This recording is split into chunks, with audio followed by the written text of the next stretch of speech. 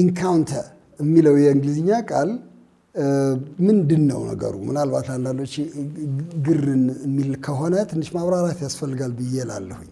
ሁለት ሀሳቦች ቅድም እንዳልኩት ሁለት ሀሳቦችን አዝሏል ብዬ ነው የምለው።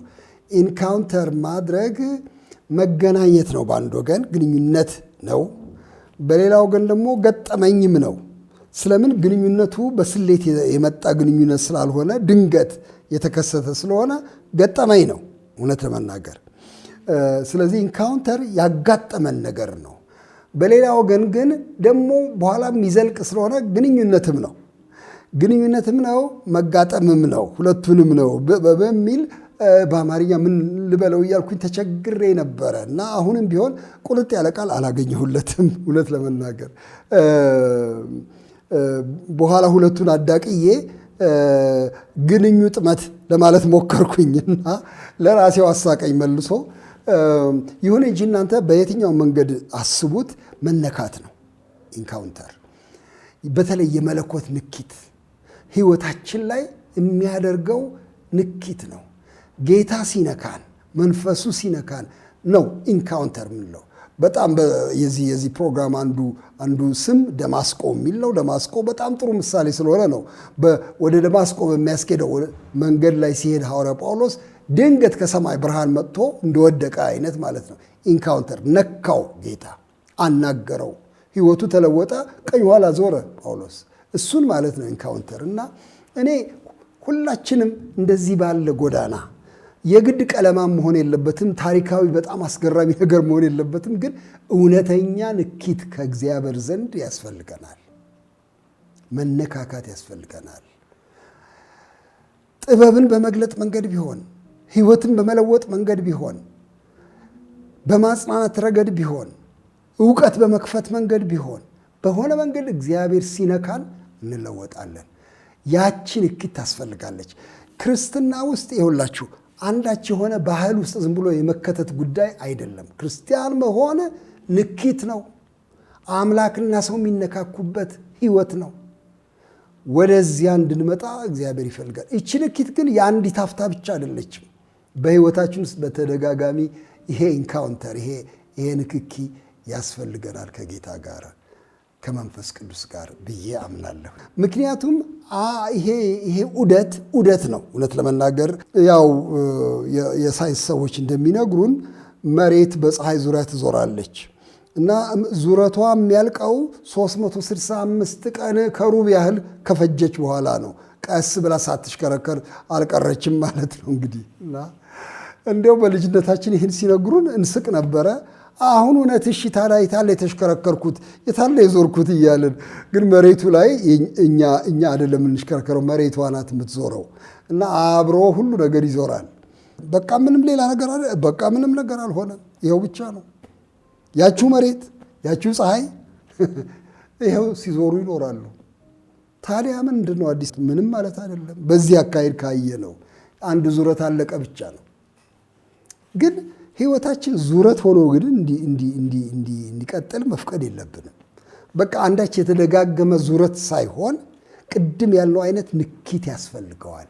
እመር የሚያረግ እመርታ ወይም ከፍታ የሚጨምር ወደ ጌታ የሚያቀርበን ወደ እውነት የሚያስጠጋን እሱ ንኪት ያስፈልገናል ብዬ እላለሁ። በግለሰብ ደረጃ፣ በቤተሰብ ደረጃ፣ በአገር ደረጃም ይሄው እንዲሆን ነው የምመኘው። ሰሞኑን አንድ በጣም ልቤን የነካ አንድ ቃል መጣ። እሱን ባነብላችሁ እወዳለሁ። መዝሙር 118 ላይ ያለ ነው። ብዙ ጊዜ ሲባል አይታችሁት ይሆናል። ቁጥር 24 ላይ እግዚአብሔር የሰራት ቀን ይህች ናት፣ በእርሷ ሐሴት እናድርግ ደስም ይበለን። ከአዲሱ መደበኛ ትርጉም ነው ያነበብኩላችሁ። እግዚአብሔር የሰራት ቀን ይህች ናት፣ በእርሷ ሐሴት እናድርግ ደስም ይበለን። እና ይሄን አንብቤ አንድ ቀን ልቡናዬ ውስጥ የገባው ለካ እግዚአብሔር ቀን ይሰራል የሚል ሐሳብ ነው። የሰራት ቀን ስለሚል ለካ ቀኖች በእግዚአብሔር ይሰራሉ፣ ወራት በእግዚአብሔር ይሰራሉ፣ ዓመት በእግዚአብሔር ይሰራል። ይህቺ እግዚአብሔር የሰራት ቀን ናት፣ ደስ ይበለን በእሷ ሐሴት እናደርግ ብሎ ይሄ ዘማሪ እንደዚህ እንደጻፈ አየሁኝ። እና እኛ ልክ ነው ኃላፊነት አለብን። ቀኖቻችን ምን እንደሚመስሉ ለማበጀት ኃላፊነት አለብን። አስተዋጽኦ አለን የምናደርገው፣ ግን የኛ አስተዋጽኦ አይደለም ወሳኙ። እግዚአብሔር ቀኖች ይሰራል። እሱ እንደሚፈልገው ፈቃዱን መፈጸሚያ ቀኖች፣ ለኛ ልማት የሚሆኑ ቀኖች፣ ለኛ ደስታ የሚሆኑ ቀኖች ይሰራል። እና እኔ ልመናዬ እናንተም እንድትለምኑ የምጋብዘው እባክህ ቀኔን ስራልኝ፣ ታንተ ራስህ አብጅልኝ ብለን እንድንለምን ነው በጣም መማጠን ያለ። እንዲያው እግረ መንገዴ ከተናገርኩ አይቀር እኛ በተለይ ደግሞ ጌታችን ኢየሱስ ክርስቶስን እናውቃለን የምንል ሰዎች ትንሽ ጥንቃቄ ማድረግ እንዳለብን አስባለሁኝ። ይሄ ጥንቃቄ ምንድን ነው? ሁሉን ነገር እኛ እንደምንቆጣጠር ባናስብ፣ እግዚአብሔር በዙፋን ላይ እንደሆነ ብናስብ፣ የሀገራችንን ጉዳይ፣ የቤተሰባችንን ጉዳይ፣ የግላችንን ጉዳይ፣ የዓለምን ጉዳይ ሁሉ ለምን አሁን የታወከ ዓለም ውስጥ ነው ያለ ነው። የተጨነቀ ዓለም ነው። በቀኝ በግራ ብዙ ጦርነቶች፣ ብዙ ስቃዮች፣ ብዙ ራቦች፣ ብዙ እንግልቶች፣ ብዙ ግፍ እየተፈጸመበት ያለ ዓለም ውስጥ ነው ያለ ነው። በሀገራችንም ደግሞ የዚህ ሁሉ ጣጣ ደግሞ ድርሻ አለ። እኛው አገር እንጨነቃለን፣ እንፈራለን። ምን ይሆን ምን ይመጣ ይሆን እንላለን። አንዳንድ ጊዜ ኢኮኖሚው ውጥር ያደርገናል፣ ፖለቲካዊ ይወጥረናል። በየት በኩል ነው መተናፈሻው ብለን እንላለን። ወንድሞቼ እናቶቼ፣ ለኛ መተናፈሻ መንገዳችን ግልጥ ነው። ሁሉ ነገር በሰው እጅ ቁጥጥር ስር አይደለም። ዓለም እንዳሻው የሚፋንንበት ዩኒቨርስ ውስጥ አይደለንም። እግዚአብሔር በስልጣኑ የሚቆጣጠረው ዩኒቨርስ ነው። ልክ ነው። ዓለም በፈለገው መንገድ በዚህም በዚያም ይሄዳል። ብዙ ያስባል፣ ብዙ ያወጣል፣ ብዙ ያወርዳል። ብዙ ሲስተሞች እርስ በርሳቸው ወዲያ ወዲህ ይላሉ። አዲስ ነገር ይመጣል። ብዙ ግጭቶች ይፈጠራሉ። ሰዎች እርስ በርስ ይጋጫሉ። ብዙ ነገር ነው የሚሆነው። ግን ሁሉን የሚቆጣጠር አምላክ አለ። በፈቃዱ በቦዩ ውስጥ በወንዙ ውስጥ የሚያፈሰው አምላክ አለ።